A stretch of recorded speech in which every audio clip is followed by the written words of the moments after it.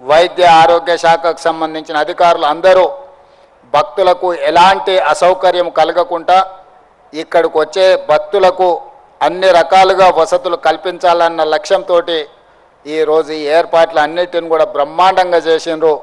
ప్రత్యేక ఆకర్షణగా ఈరోజు సుదూర ప్రాంతాల నుంచి వచ్చే భక్తులకు ఇబ్బంది కలగొద్దు అని ఒక టెంట్ సిటీని కూడా ఏర్పాటు చేసి ఒక అద్భుతంగా ఈరోజు తెలంగాణ రాష్ట్రంలో ఈ పుష్కరాలను నిర్వహిస్తున్నందుకు అధికారులందరినీ కూడా మనస్ఫూర్తిగా నేను అభినందిస్తున్నా. తెలంగాణ రాష్ట్రం వచ్చిన తర్వాత ఈ పుష్కరాలు మొట్టమొదటిసారి రావడం జరిగింది. అటు ప్రాణహిత, గోదావరి, సరస్వతి నదుల త్రివేణి సంగమమే ఈ పుష్కరాలు.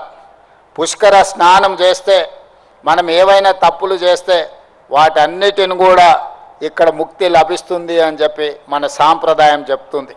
అందుకే ఈరోజు తప్పులు చేసినా చేయకపోయినా కొన్నిసార్లు అనుకోకుండా కూడా కొన్ని తప్పిదాలు జరుగుతుంటాయి. అందుకే భక్తులందరూ ఈ ప్రాంతానికి వచ్చి సరస్వతి పుష్కరాలలో గోదావరి నదిలో ఈరోజు పవిత్ర స్నానం చేయడం ద్వారా ఒక మంచి సాంప్రదాయానికి తెరలేపాల్సిన అవసరం ఉన్నది. నా హయంలోనే నేను అదృష్టంగా భావిస్తున్నా.